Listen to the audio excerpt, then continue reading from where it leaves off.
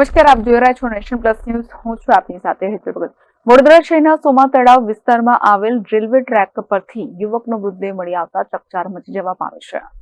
વડોદરા શહેરના સોમા તળાવ વિસ્તારમાં આવેલ રેલવે ટ્રેક પરથી એક યુવકનો મૃતદેહ મળી આવ્યો છે, જેમાં યુવક પ્રતાપનગરથી ડભોઈ રેલવે દ્વારા મુસાફરી કરી રહ્યો હતો. આ મુસાફરી દરમિયાન અકસ્માતે પગ લપસી જતા યુવક ચાલક રેલવે ટ્રેક પર પડ્યો હતો. મૃતકની ઓળખ મૂળ મધ્યપ્રદેશના રહેવાસી દેવેન્દ્ર પટેલ હોવાની થઈ છે.